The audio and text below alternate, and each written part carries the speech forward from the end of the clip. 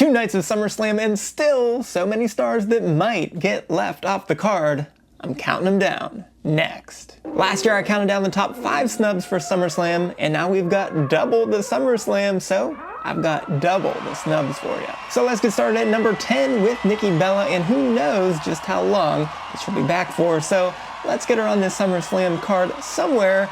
And it didn't help that she missed this past week on Raw going to the Happy Gilmore 2 premiere, but at least she interacted with the right folks the week before. So we'll talk more about that in a little bit, but our snub potential for Nikki is 40%. At number 9 is Julia, and make no mistake, Julia is great, especially inside the ring, but she's falling into the same trap as the other women's title holders in that she wins the title and then gets no matches. So, since winning the title a month ago, the only match she was in was the Women's Battle Royal at Evolution. And while she posed no threat in that particular match, it was probably good for her that Zelina eliminated her. Which means Zelina will probably get a rematch for the Women's US title, and of course, Julia's not going to lose in that rematch, but perhaps this is a bit too predictable, and it seems more likely than not that this rematch will be placed on the SmackDown before SummerSlam rather than on the SummerSlam card, and that is no fault of Julia's, but her snub potential is 75%. At number 8 is both Sheamus and Rusev, and we've gotten 2 hard-hitting slugfests, or perhaps we should call them bangers, and they're now tied 1-1, which makes perfect sense to end this trilogy with a classic banger at SummerSlam. And while Rusev's return hasn't been one of my favorites, having Sheamus in this rivalry with him is certainly helping him, so putting on a banger at SummerSlam will help to elevate him, or if it goes the wrong way, potentially doom him. And since Rusev is no rookie, let's see him either sink or swim at SummerSlam, and with this particular matchup, I'm pretty sure that he will be swimming, but his snub potential, as well as Sheamus's, both remain at 50%. At number 7 is R-Truth, and we want truth, and we got truth, in WWE at least, but while that's honestly all we really needed, we certainly want more than that. And with Damian Priest and Aleister Black hovering around, now's the time to get truth on this SummerSlam card. And sure, we can also throw Carmelo Hayes back into the mix here, because it's better for him to have Black as an ally than as an enemy. So it certainly feels like a tag match is in the cards here, and Triple H is definitely not leaving Damian Priest off of this card.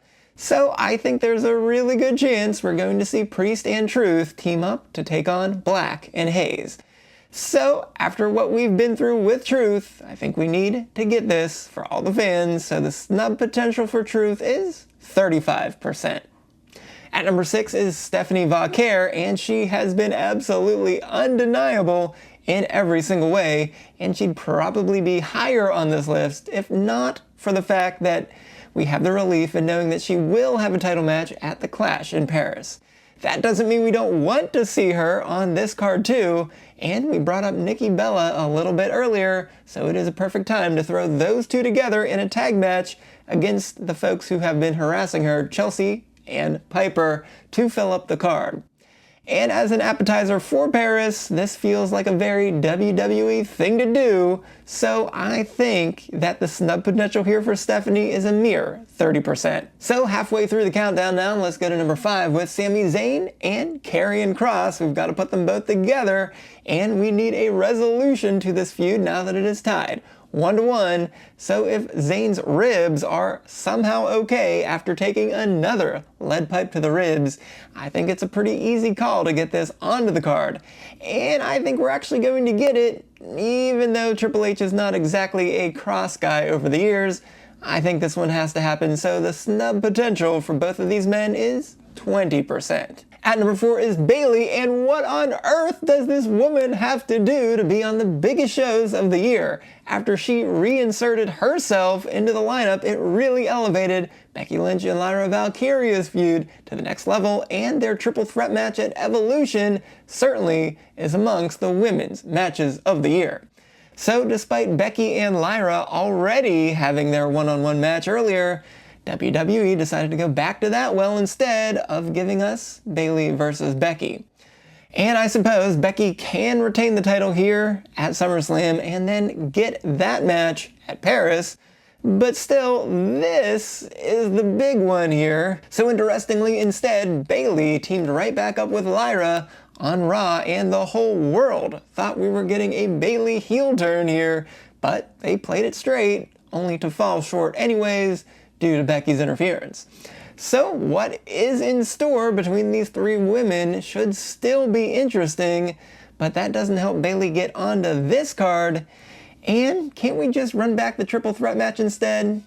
I guess we're destined to have just Bayley interfering in this match, but that does not count as being on the card, so her snub potential is a whopping 85%. At number 3 is Penta, and how has Penta snuck past us with nothing going on all of a sudden? He leads Raw with 25 TV matches and is 8-5-1 in one-on-one matches, and he's one of only 2 men on Raw with 10 total wins, but after losing in that number 1 contenders match just a couple weeks ago, he's quickly left with nothing to do. And he did not even appear on this week's Raw, so unless he redevelops an immediate hatred for El Grande Americano, there is simply nothing for him to do. And that is absolutely not fair because he's been one of, if not the star of Monday Night Raw in 2025, but I just don't see another way out of this one, so his snub potential is shockingly high at 80%. At number 2 is LA Knight. No! Knight kept popping up on Raw to try to one-up Rollins' crew, and apparently it worked so well that he injured Rollins by moving out of the way off of that springboard moonsault and then BFTing him to get a win. But I guess that put everything behind him, and now the Braun Squad is locked onto the OTC instead, so Knight is the man without a home at the exact wrong moment. And he didn't even appear on Raw this week, so will he make it back home to SmackDown this week? I suppose it's possible he could re-entangle himself with the MFTs and get himself a match against Tala Tonga as his debut match, or perhaps maybe a tag match with Jimmy Uso against both Tala and JC Mateo. I suppose it's possible, and also not the most exciting thing for us to see, but he could also simply be passed over here, which is absolutely terrible because the person leading with 30 matches and 18 wins with a 10-3 and 2 1-1 record somehow is in the exact same boat as Penta, so his snub potential is a pretty high 70%. And at number 1 is the entire SmackDown Men's Tag Team division, and I've extolled their virtues many times over these several months, and even with the move to 2 hours, they have not yet missed a beat. And I have to give a shout out to Pretty Deadly with Prince being injured now and not able to continue for a while, but this did opportunity for not 1, but 2 new teams, so that huge shakeup with the Wyatt Six entering certainly caused a lot of chaos, and also a new dynamic into the group to help it going, and other teams have also stepped up in their place to try to work together or fail, and indeed, they pretty much have failed spectacularly so far with the Wyatt Six already beating the Street Profits for the titles. And with the also surprising entry of Andrade and Rey Fenix, we get the addition of an elite in-ring tag team duo, and I certainly love seeing them get this early success. However, they're definitely losing tonight in their first tag team title chance against the Wyatt Six, but that's beside the point because several weeks ago I brought up the potential of a fatal 5-way ladder match at SummerSlam, and well, we simply have no other way to go here but to now have a 6-pack ladder match for SummerSlam, and it would be highway robbery if they got stuck on the SmackDown before SummerSlam instead. So I think we just have to give this to them. Everyone loves a ladder match, and everyone loves this tag team division right now. So for the entire division to miss the card and be relegated to SmackDown, I'm going to place at a snub potential of 25%. But for any team individually, in case they're not so brilliant to come up with a ladder match, we'll give them 40% snub potential. So we will assume we have 4 matches left to get to 14 matches, 7 matches per night. So our official prediction for the remaining 4 matches, let's hope we get all 4, is number 1, that 6-pack ladder match for the WWE Tag Team titles. Number 2, Sami Zayn versus Karrion Kross.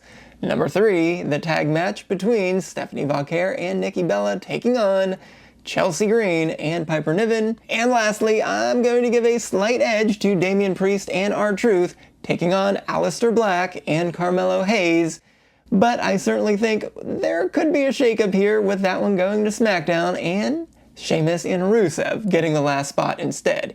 Either way, I think that'll be okay with us. Certainly more will be known after SmackDown in just a few hours with just a little bit over a week to go to SummerSlam. But if you missed this week's Stop the 10 Count, that just takes a few minutes to review, be sure to go right on over here and check it out. But until next time, I am the SportsZu, and this has been a podcast that still needs a new name.